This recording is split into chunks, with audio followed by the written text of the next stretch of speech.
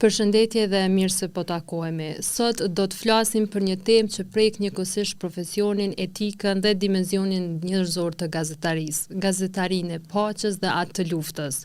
Kur raportohen ngjarje që kanë shënuar historinë tonë, menjëherë lind pyetja se a mjafton ta tregosh vetëm të vërtetën apo ka rëndësi edhe mënyra se çysh e përcjell atë mesazh.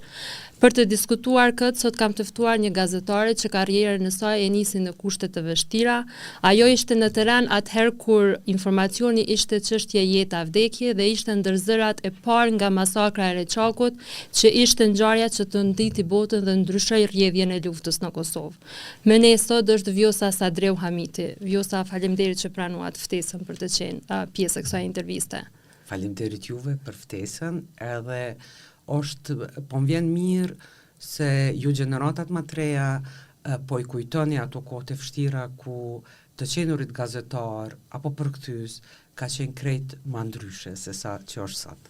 E përmenda në fillim që karriera jote ka nisë në një kohë kur lapsi dhe kamera kanë qenë ndoshta mjetet e vetme për të përcjellë informacionin se çfarë po ndodh. Kur kthesh prapa në kohë, çysh e kujton rrugtimin tënd si gazetare në atë kohë?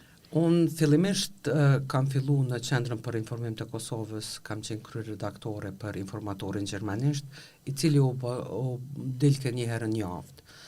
Informatori në gjuhën shqipe dilte për çdo ditë, anglisht për çdo ditë, kurse Enver Maloku i ndjer kishte vendosur që nga viti 1995 të del edhe informatori gjermanisht edhe frëngjisht. Domethënë, unë krejt rastësisht kom hy në fushën e gazetarisë, fillimisht siç thash kam qenë si përkthyese, mirë po me një dinamik shumë të shpejt u shndrua edhe një farloj profesioni dytësor. Sepse përmes atij profesioni unë si Vjosë, si vajzë e re atëherë, e kisha përshtypjen që auditoriumit gjerman po ja ofroj të vërtetën tonë. Me bani krahasim për shembull se si bëhet informata sot, edhe para 30-35 viteve ka dallim shumë të madh. Çdo informat që ne e merrnim në Qendrën për Informim të Kosovës e verifikonim minimumin 20-30 herë, për shkak që ne donim që të ishim partner serioz edhe të besueshëm për bashkinë ndërkombëtare.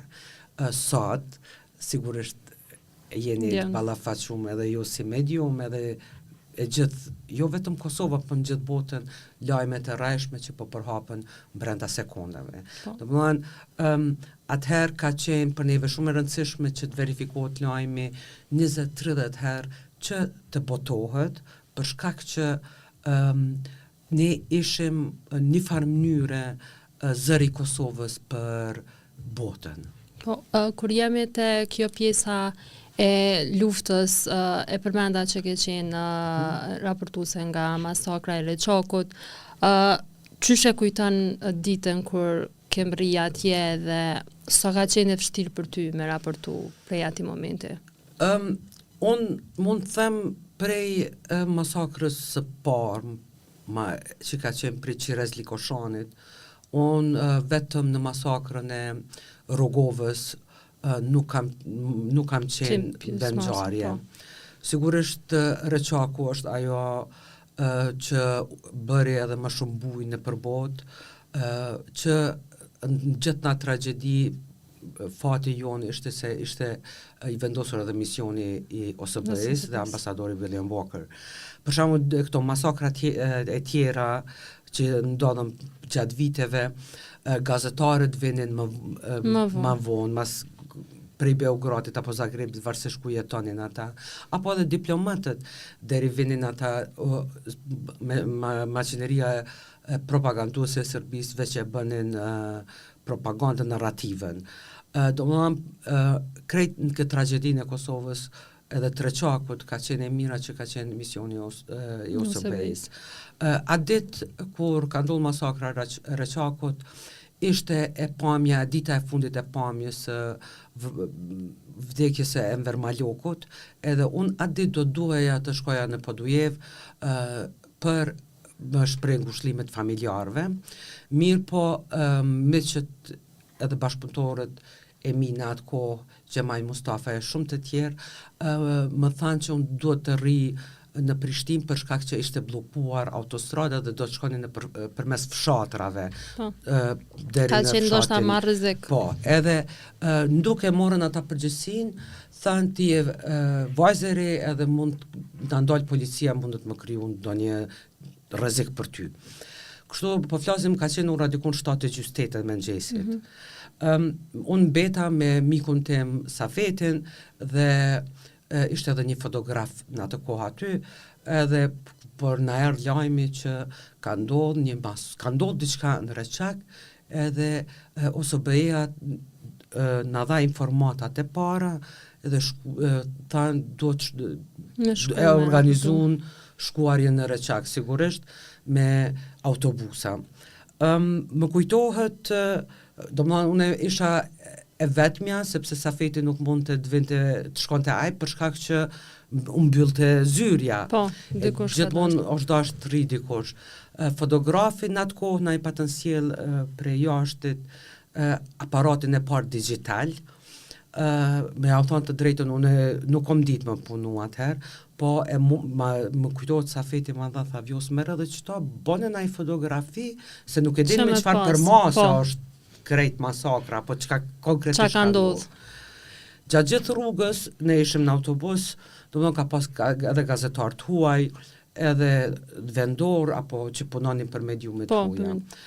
Kur gjatë gjithë rrugës, ne u përcollëm edhe nga policia e Serbisë, edhe kur mbrim në Reçak, ata u ndalën ma poshtë, edhe ne filluam të hymë. Qysh në hyrje të fshatit, kufomën e parë që e kemi pa ka qenë një burr të cili e kishte kokën e prishur për shkak të rajeve. Më kujtohet ajo ka qenë fotografia e parë që e kum ba. I falenderona disa miqve të mi që ishin fotograf, sepse ata më ndihmuan se si ta bëj fotografinë. Para mendoni atëherë nuk ka pas asgjë. Domethënë nëse doje ta merrja një pamje, u deshke ta pruhesh po.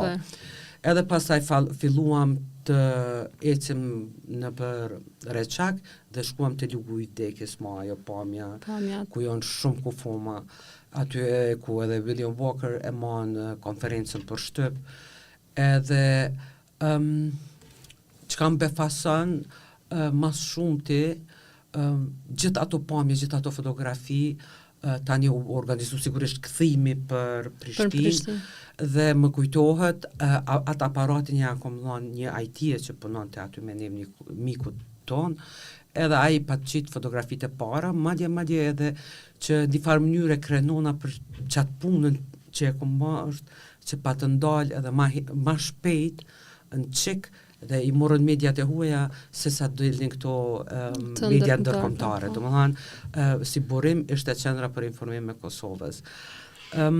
U ktheva dhe bëm një reportazh. Unë nuk kam qenë gjendje të shkruaj, por vetëm tregoja. Ishin 2-3 veta të cilët e bën lajmin. Edhe na erdhi informata që William Boka do ta mbajë një konferencë për Shtyp në OSBE, edhe unë si vajzë e re ndoshta ishte edhe ndër shok, edhe shkova e përcolla edhe konferencën për Shtyp. Me një perspektivë prej sotit, shumë e pyesua edhe veten se si ku e ke gjetë atë forcë. Po, atë desh ta ndalem sa ka qenë e vështirë ndoshta për ty mas ardhjes nga Reçaku, mas krejt asaj pamje që ke pa me sytë tu, sa ka qenë e vështirë për ty personalisht, sa ka ndikuar emocionalisht, e përmendë që s'ke qenë gjendje me shkruajt artikullin. Po.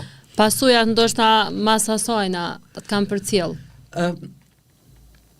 Kjo është pyetje cilën siç e thash ma kanë shtru para disa viteve gjeneratat më të reja, edhe më ta thonë të drejtën, deri më shtru ajo pyetje, unë as nuk e kom mendu se sa ka ndiku jo vetëm ajo masakër, po gjithë ato që i kom pa dhe që i kom përcjell në jetën tim edhe në personalitetin tim.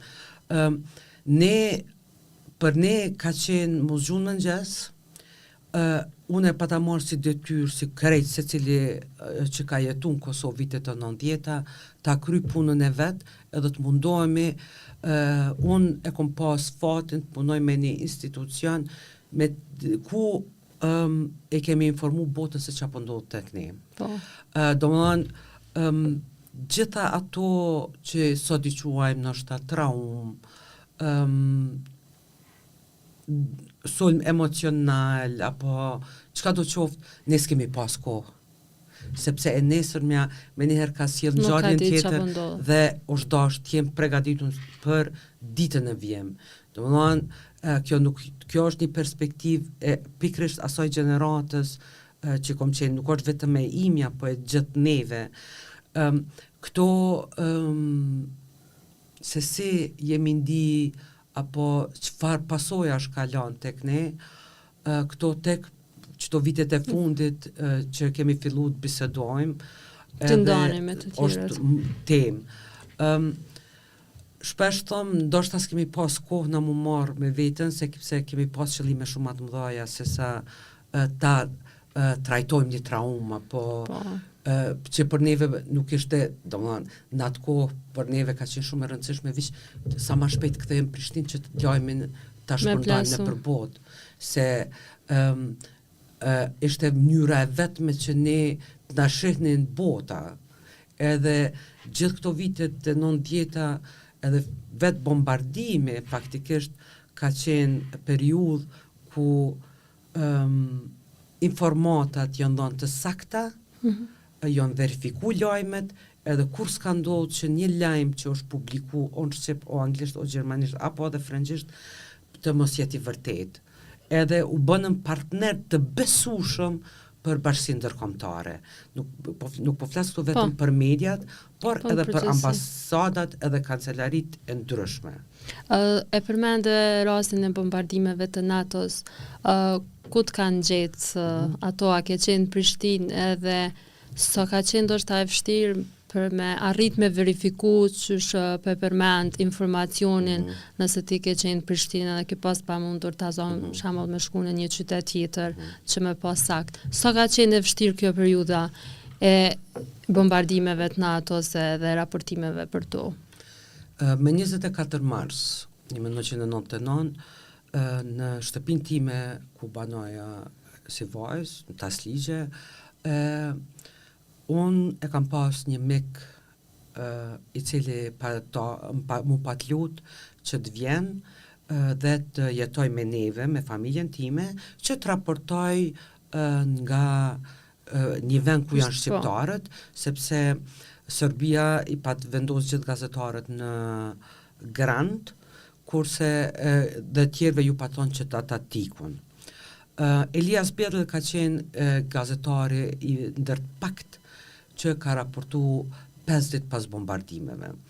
Ne, domethënë, e morëm rrezikun edhe ai për vete, mirë po dhe gjithë familja dhe lagja, sepse sikur ta kishin zënë policia dhe paramilitarët në shtëpinë tonë, jo me bindu që e gjithë lagja do të psonte. Mirë po ka qenë edhe sigurisht unë para se ta sjell në lagjën ku banoja, mu është dashur mi pyet edhe fëqinjt. Po, patjetër. A jeni dakord që djen gazetarit raporton, ai don me pa qysh ne po jetojmë, po presim, qysh jemi përgatitur edhe për luftë. Domethënë se me ta shkuam i bëjmë blerjet mielin, makaronat, ishin përgatitjet për luftën, që nuk drejtë më thonë, na kemi mendu që ka më gjatë maksimumi një javë, edhe do t'i kthehemi punës, Kosova do të kryhet. Mirë po, u vërtetu edhe Bashkia Ndërkombëtare, sepse kishtim të bënin me një psikopat, si Miloševiqi, dhe dihet ma gati 3 muje, ma shumë 73-4 që ka zot i gjithë bombardimi. Elias Bjedl, natën e parë, në orën 8 është nalë rryma, edhe ai filloi të raportonte në atë kohë nuk ishte as telefona mobil, por e kishte një satelit të vogël, me cilën lidhej në balkon, u lidhke me redaksitë ndryshme. Mirë po, ai në atë kohë nuk ka guxu të tregoj se Ndodhet. gjendet në Prishtinë, për çdo ditë i zbulonim nga një qytet tjetër. Më kujtohet shumë mirë 24 marsi në orën 12 natës, ishim të ulur në balkon edhe nga tasligja shihet e gjithë Prishtina dhe i pam, ishte pa rrym dhe i pam 3-4 vetura që lëviznin mu të shtëpia e Nekip Kelmendis, ku të nesër më tani dole edhe lajmi.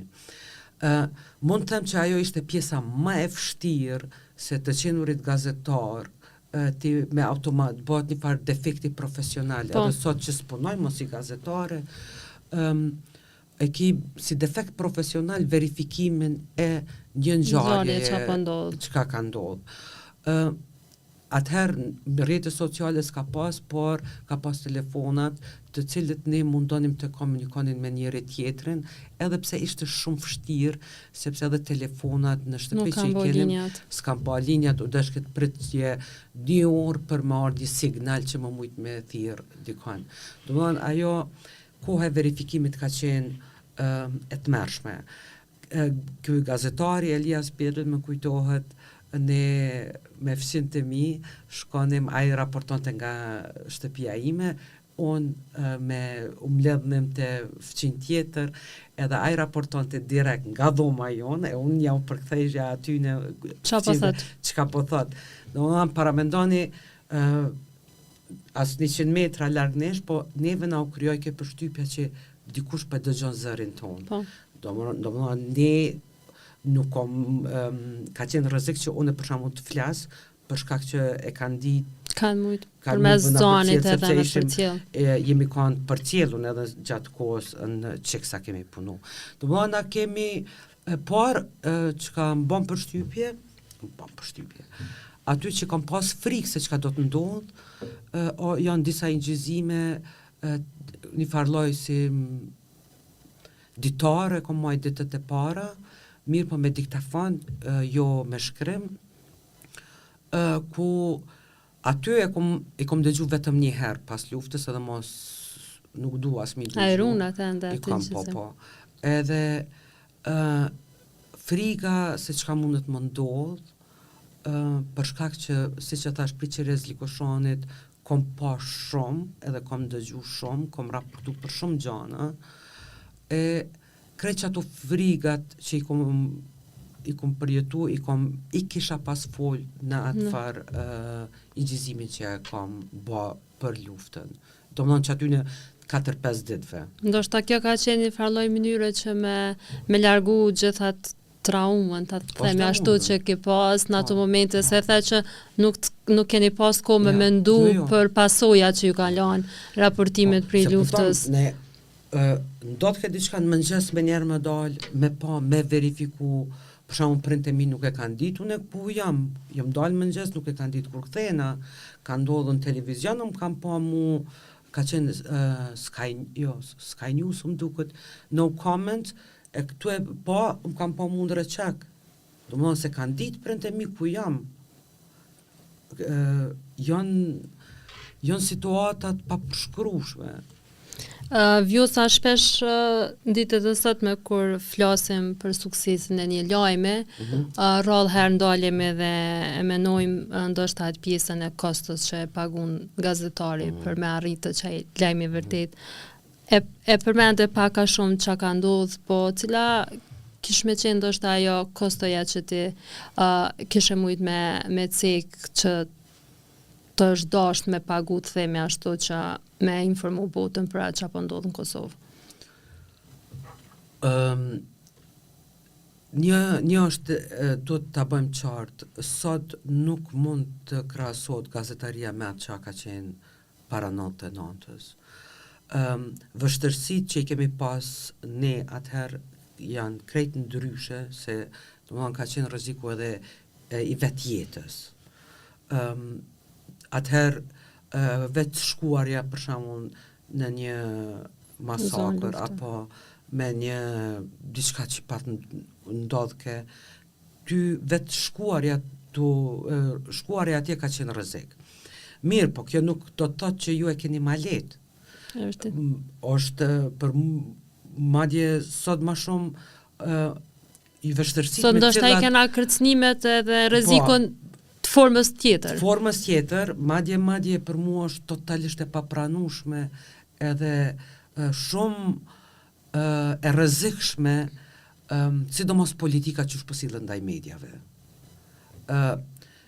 Për mua kjo përbën rrezik shumë të madh, sepse vetëm një politik qysh ka qenë para luftës, qysh jo sill me mediat, e mu sill një farë mënyre edhe sot me gazetarët, kështu, pse nuk i shkon për shtati qeverisë apo personit X apo Y, është e dhëmshme, fatkeqësisht këto po tregojnë edhe mediat raportet ndërkombëtare, edhe për mua është shumë shqetësuese, se mediumi është ai që e bën shoqërinë demokratike. Gjithë botën ka funksionu edhe funksionon. Mediumi është ai që e ngrit zërin edhe problemin që të dëgjohet edhe më larg se sa vetë këtu. Të gjendet një zgjidhje. Po, që ato që e thash unë ishim zëri për botën, sot është e njëjta edhe për gazetarinë sot. Sigurisht është me gjithë këto